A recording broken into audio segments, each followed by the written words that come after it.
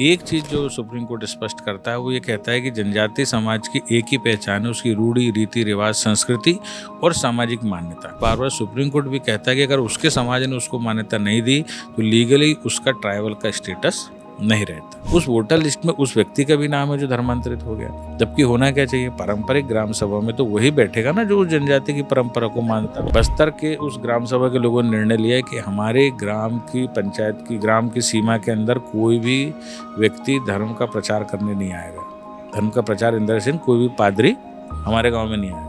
भगवान बिरसा मुंडा इसलिए लड़े थे कि जो हमारा स्वधर्म रहेगा, हमारी परंपरा बचेगी, हम बचेंगे तो समाज बचेगा। जनजातीय समुदाय की समस्याएं क्या थी, उनकी चुनौतियां क्या है, ये सारी बातें हमने जानी समझी। सबसे बड़ी समस्या कन्वर्जन।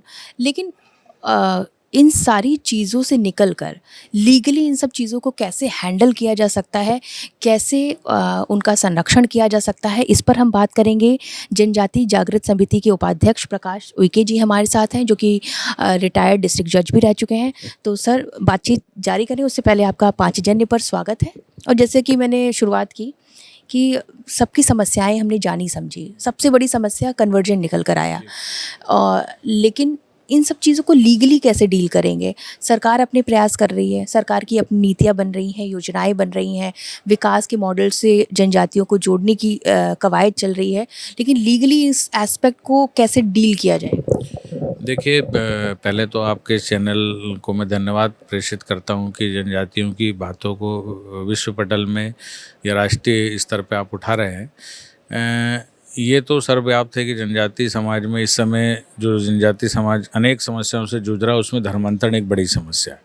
अभी धर्मांतरण को लेकर के, संस्कृति के परिवर्तन को लेके सुप्रीम कोर्ट क्या कहता है और सरकार क्या कहती है, इस पे हम लोगों को विचार करना बहुत आवश्यक है। मैं आपको बताऊंगा 1967 से जब कार्तिक उरांव जी जब कोर्ट में गए थे इन सब विषय को लेकर के, तब से लेकर आज तक सुप्रीम कोर्ट के अलग अलग निर्णय आए। चाहे वो अंजन कुमार के निर्णय की बात हो, चाहे मोहनन के निर्णय की बात हो, या अभी लेटेस्ट अप्रैल में एक जजमेंट आया है, वो जजमेंट है चित्यानंद वर्सेस आंध्र प्रदेश राज्य सुप्रीम कोर्ट का जजमेंट है। इसके अलावा एक परसों के दिन एक जजमेंट मेघालय हाई कोर्ट का भी आया। इन सारे जजमेंट में एक चीज़ जो सुप्रीम कोर्ट स्पष्ट करता है वो ये कहता है कि जनजातीय समाज की एक ही पहचान है, उसकी रूढ़ी, रीति रिवाज, संस्कृति और सामाजिक मान्यता। अगर जनजातीय समाज का कोई व्यक्ति अगर धर्मांतरित होता है या अलग धर्म में चला जाता है, हमको उससे कोई परेशानी नहीं, लेकिन हमारा समाज उसको मान्यता नहीं देता। और अगर हमारा समाज उसको मान्यता नहीं देता तो आर्टिकल 342 में भी इस बात का प्रावधान है, और बार बार सुप्रीम कोर्ट भी कहता है कि अगर उसके समाज ने उसको मान्यता नहीं दी तो लीगली उसका ट्राइबल का स्टेटस नहीं रहता।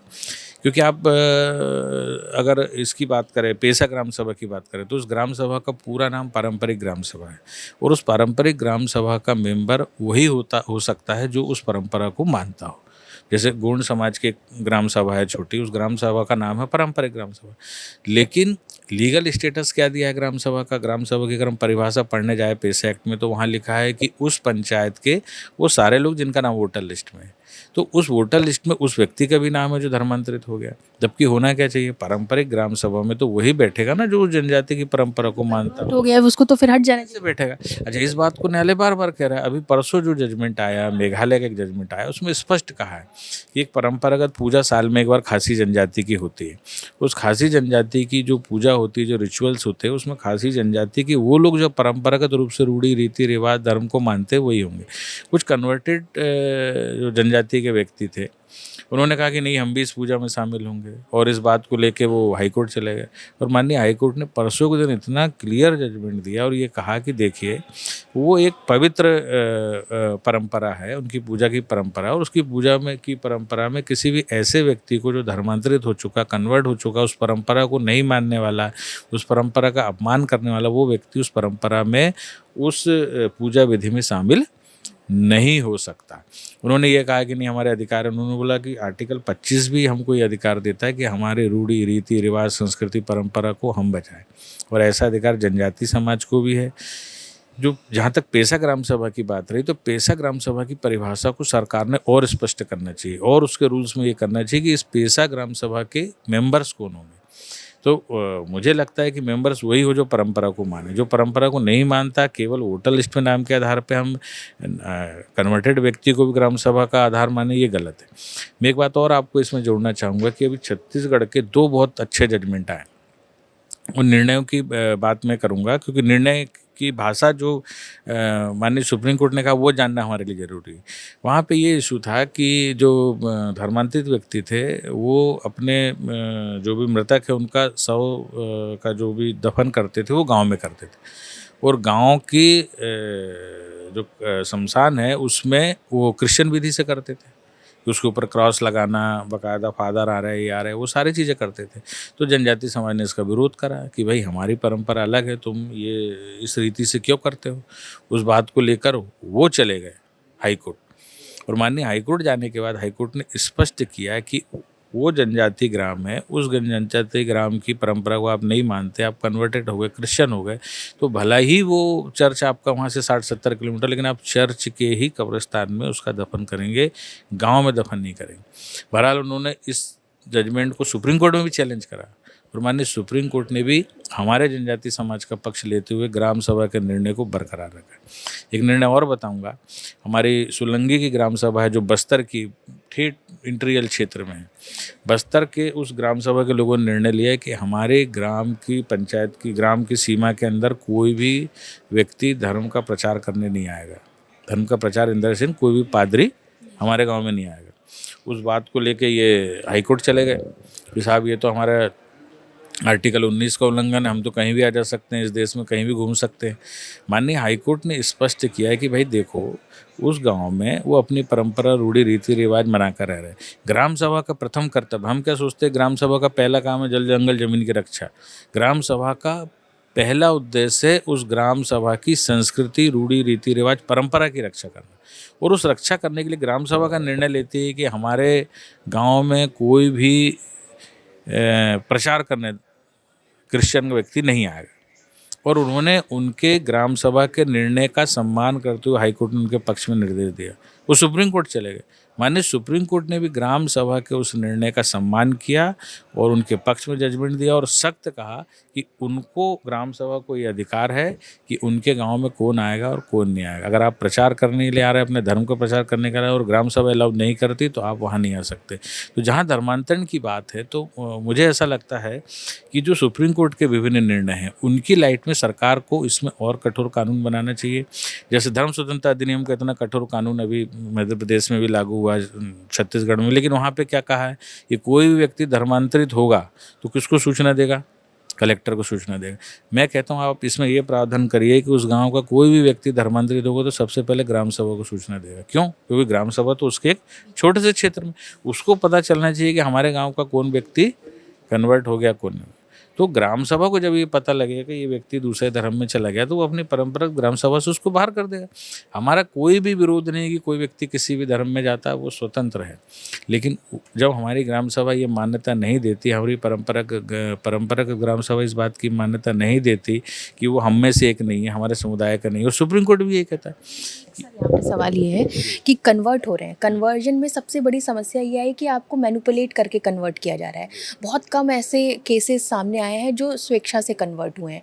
ऐसे में हैं तो वो आपके बीच के ही लोग, अब वो मैनिपुलेट करके कन्वर्ट कर दिए गए हैं। ये समस्या अलग है कि आपने आरक्षण के दायरे से हटा दिया जाए या पूजा पद्धति के उससे हटा दिया जाए, लेकिन जो मैनिपुलेट हुए हैं उनको घर वापसी वाली प्रक्रिया, और वो भी लीगली, ये कैसे होगी? देखिए, कोई व्यक्ति हमारे समाज का है या नहीं, ये कौन तय करेगा? हमारी कम्युनिटी तय करेगी।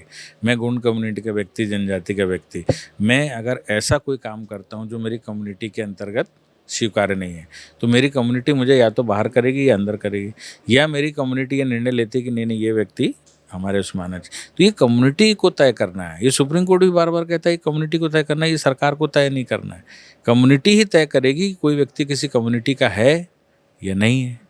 धर्मांतरण की बात आती तो उसमें भी हमने बोला कि भाई वो कम्युनिटी, हमारी कम्युनिटी का संगठन क्या है? भाई 5th शेड्यूल एरिया में जाएंगे तो ग्राम सभा है, वो ग्राम सभा में जितने हमारी कम्युनिटी के लोग उसके मेंबर है, वो इस बात को तय करेंगे। भाई ग्राम सभा होती भी है तो उसमें 2/3 बहुमत से चीज़ें पास होती है। तो हर कम्युनिटी को ये अधिकार है कि उसकी कम्युनिटी का व्यक्ति कौन है या कौन नहीं, और सरकार भी उसमें कोई दखल नहीं करना चाहती, लेकिन चीज़ें स्पष्ट नहीं है, लीगल स्थिति स्पष्ट नहीं। जनजाति समाज थोड़ा सा क्या है, कानूनी चीज़ों में उलझना भी नहीं चाहता, लेकिन अभी सरकार के स्तर पे ये होना चाहिए कि उनको वो सारी विधिक जानकारी दी जानी चाहिए। जो अधिकारी इन सब चीज़ों को देख रहे हैं वो संवेदनशील होना चाहिए, ताकि जनजाति को समझे, क्योंकि जनजाति पे काम करना है तो जनजाति को समझना बहुत आवश्यक है। और मुझे ऐसा लगता है कि जनजाति को ठीक से नहीं समझा गया, इसलिए उसकी प्रॉब्लम को भी केवल हम एक मैकेनिकल तरीके से हल करें, ये नहीं हो सकता। इसलिए जनजाति समाज जो पूरे देश में 705 जनजाति अलग अलग, और आज 550 जनजाति इस कार्यक्रम में भी आ रही है, तो इस समाज को, इस समुदाय को समझना बहुत आवश्यक है। और उसको समझने के लिए सरकार अगर संवेदनशीलता से कार्य करती है, ऐसे तो ये सरकार इतना अच्छा कार्यक्रम, आप भगवान बिरसा मुंडा की विरासत पे आज ये कार्यक्रम हो रहा है, तो भगवान बिरसा मुंडा की इस लड़ाई को लोगों ने क्या बता दिया, जल जंगल जमीन। अरे भाई, जनजाति समाज इतना मतलब ही नहीं है कि केवल अपने जल जंगल जमीन की लड़ाई, ये लड़ाई स्वधर्म की थी। भगवान बिरसा मुंडा मिशनरी के खिलाफ लड़े थे, लेकिन उसको हमने क्या कर दिया, गौड़ कर दिया, छोटा कर दिया। भगवान बिरसा मुंडा इसलिए लड़े थे कि जो हमारा स्वधर्म रहेगा, हमारी परंपरा बचेगी, हम बचेंगे तो समाज बचेगा, इसकी उन्होंने लड़ाई लड़ी। उसको ठीक है, जल जंगल जमीन की लड़ाई भी उससे जुड़ी हुई, क्योंकि वन जो है, हम वनवासी समाज बोलते, वन जो है जनजाति समाज की आत्मा है। अगर उससे वन शब्द हटा दिया जाए तो समझ लो उसकी आत्मा उससे शरीर से निकाल ली गई। इसलिए वनवासी समाज का भी कुछ लोग विरोध करते हैं। तो मैं उनको बताना चाहूँगा कि इस देश में 3 परंपराएं हैं, जो नगर में रहता है वो नगरवासी, जो ग्राम में रहता है वो ग्रामवासी, जो वन में रहता है वो ग्राम। और ये वन अधिकार अधिनियम 2006 भी बोलता है, ये कोई मैं नहीं बोल रहा, ये कानून बोलता है कि जो वन में रह रहा है तो वनवासी है, वनवासी है तो उस वन का अधिकारी है। तो ये जी। अभी क्या लगता है, जो भी सुप्रीम कोर्ट बोल रहा है या अन्य कोर्ट का भी आपने जिक्र किया है, ये सारी चीज़ें चल रही हैं, सरकारें अपना काम कर रही है, वनवासी कल्याण आश्रम अपना काम कर रहा है, तो ये जो सेटबैक क्या लगता है कि सेटबैक लगा है मिशनरियों को इन सारे निर्णय से सामने आने के बाद, और आने वाला कितने वर्ष या कितने दिन या कितने महीने लगेंगे इन सब चीज़ों को ख़त्म होने में, कम होने में? मुझे लगता है लगातार निरंतर कोर्ट के जो निर्णय आ रहे हैं, अभी हाल में पिछले 2-3 महीने में 2-3 जो निर्णय आए हैं, ये निर्णय स्पष्ट करते हैं कि कहीं कोई बाध्यता नहीं है। धर्मांतरण को अगर रोकना है तो हमको पैसा को मजबूत करना पड़ेगा, ग्राम सभा को मजबूत करना पड़ेगा, क्योंकि पहली इकाई समुदाय की वही है, कम्युनिटी की पहली इकाई वही है। बनस्पत अभी जो हमारा धर्म स्वतंत्रता अधिनियम, जिसमें कठोर प्रावधान है, लेकिन उसमें कहीं ना कहीं कलेक्टर को जोड़ा गया है। तो कलेक्टर तक ये चीज़ें ना हो, ये ग्राम सभा स्तर तक हो, ग्राम सभा को इसमें और अधिकार दिए जाएं, तो निश्चित रूप से सरकार अभी पैसा को मजबूत कर रही है, उसके नए नए नियम बना रही है। तो अगर ये संवेदनशील सरकार और भी अगर पैसा को मजबूत करे, ग्राम सभा को मजबूत करे, तो निश्चित रूप से ये जो समस्याएं ये बहुत जल्दी हल हो जाएंगी। बहुत बहुत धन्यवाद हमसे बात करने के लिए। तो सुना आपने प्रकाश उइके जी को, उनका यही कहना है, जो लीगल एस्पेक्ट इस पूरे चीज़ों का था, उन्होंने बहुत बारीकी से उसे समझाया है। अगर पैसा की जो इन्होंने जिक्र किया है, कलेक्टर के साथ साथ ग्राम प्रधान को भी जोड़ा जाए इसमें, तो ये समस्या जिसको ख़त्म होने में लंबा समय लगता है, वो कम समय में भी ख़त्म की जा सकती हैं। फिलहाल इस पूरे विषय पर आपकी क्या राय है, ये कमेंट कर ज़रूर बताएं। कैमरा पर्सन योगेंद्र यादव के साथ नैन्सी बाजपेयी, 5 जनने के लिए, दिल्ली से।